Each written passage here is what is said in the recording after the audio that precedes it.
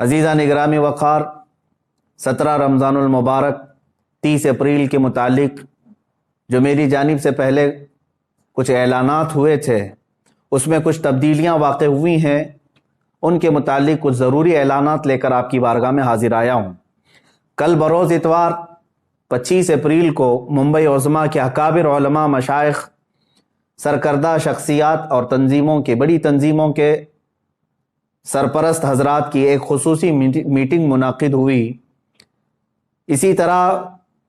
شمال ہند کے اور دلی کے موقر علماء کی مشاورتی میٹنگ ہوئی۔ ممبئی کی اس میٹنگ میں فقیر بھی حاضر تھا۔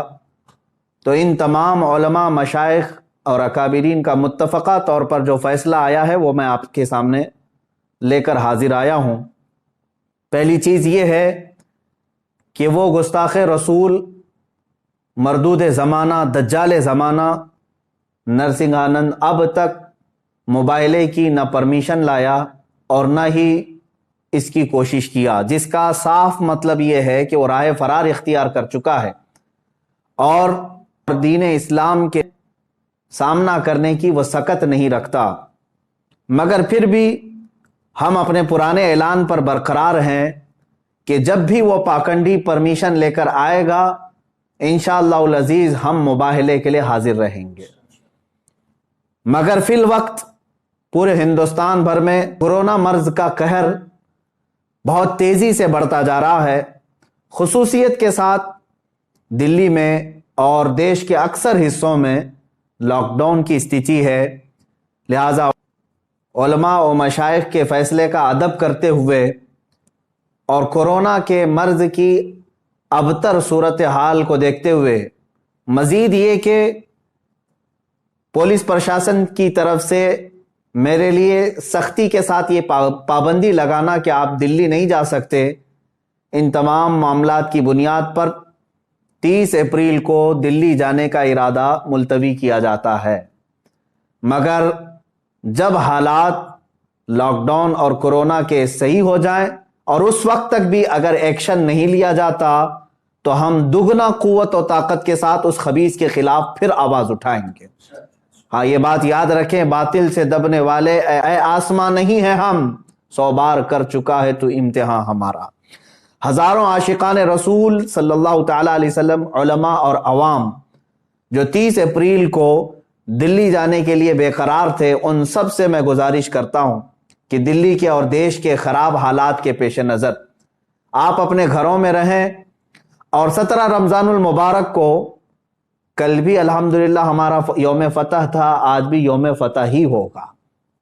آپ تمامی حضرات اپنے اپنے گھروں میں رسول پاک صلی اللہ تعالیٰ علیہ وسلم کی عظمت اور ناموس رسالت کی حفاظت کے خاطر اپنے بچوں کی تربیت فرمائیں اور رسول پاک صلی اللہ تعالیٰ علیہ وسلم کی بارگاہ میں عاجزی کے ساتھ درود پاک کا نذرانہ پیش کرتے رہیں۔ اللہ تعالیٰ آپ سب کے جذبوں کو سلامت رکھے اور حضور پاک صلی اللہ تعالیٰ علیہ وسلم کی عزت کی خاطر آپ نے جو جذبہ دکھایا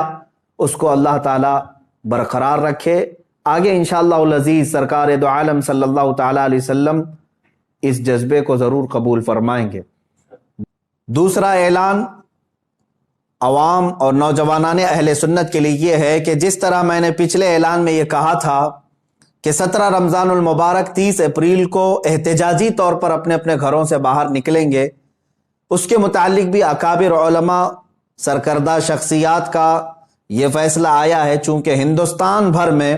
کورونا مرض جس شدت سے بڑھ رہا ہے، تقریباً دن میں 3.5 لاکھ مریضوں کی تعداد، اور اس میں بھی اضافہ ہوتا جا رہا ہے، اور پھر حالات یہ بھی کہ اس کو کنٹرول کرنے میں ہماری حکومت کی ناکامی پر پوری دنیا بھر میں اس پر جو مذمت ہو رہی ہے، تو علماء اور مشائخ کا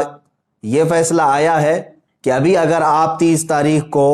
احتجاجی طور پر اپنے گھروں سے باہر نکلتے ہیں تو کورونا اور پھیلانے کے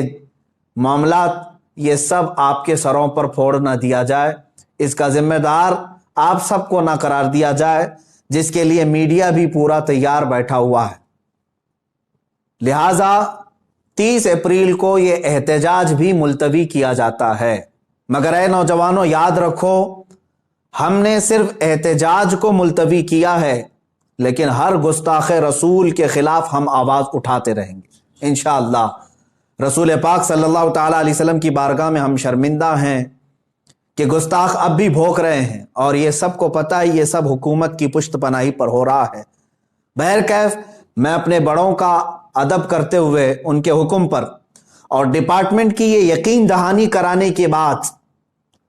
کہ وہ اس کو اریسٹ جلد سے جلد کرنے والے ہیں، ہم نے 30 اپریل 17 رمضان المبارک کے احتجاج کو ملتوی کیا ہے۔ اس پروٹیسٹ کو ہم ملتوی کر رہے ہیں، اور نوجوانوں سے میں اپیل کرتا ہوں کہ اس رائے کا احترام کریں اور آپ اپنے اپنے گھروں میں اس تاریخ کو موجود رہیں۔ انشاءاللہ العزیز آپ بہت جلد دوبارہ قوت کے ساتھ اس خبیث اور مردود زمانہ کے خلاف آواز اٹھانے کے لیے تیار رہیں گے۔ ہاں، ہمارے اس ملتوی کرنے پر اگر کوئی خبیث زمانہ یہ سمجھتا ہے کہ ہماری آواز مر گئی تو اس کے لیے میرا ایک ہی پیغام ہے، کچھ دیر کی خاموشی ہے پھر شور آئے گا۔ آج صرف تمہارا وقت ہے، انشاءاللہ کل ہمارا دور آئے گا۔ آخر میں ان تمام علماء، مشائخ، سادات، حجاج کرام، خواتین اسلام، خصوصیت کے ساتھ علماء نیپال اور تنظیم علماء چھتیس گڑھ، مجلس علماء اہل سنت میسور، مجلس علماء راجستھان، علماء بنگال، ان سب کا بہت بہت شکر گزار ہوں جنہوں نے دن رات مجھ فقیر کو اپنی دعاؤں میں یاد رکھا اور میرے لیے دعاؤں کا اہتمام کیا اور اپنی حمایتیں بھیجی، اور اتنا ہی نہیں بلکہ ہمہ وقت میرے ساتھ کھڑے ہونے کا انہوں نے مجھے یہ حوصلہ دیا۔ اللہ تعالیٰ ان سب عاشقوں کو رسول پاک صلی اللہ تعالیٰ علیہ وسلم کی ناموس کی حفاظت کے لیے چن لے اور اپنی شان کے مطابق انہیں اجر جزیل عطا فرمائے۔ اور آپ ہی سب کی دعاؤں کی برکت ہے، یہ علماء کی اور مشائخ کی دعاؤں کی برکت ہے کہ عنقریب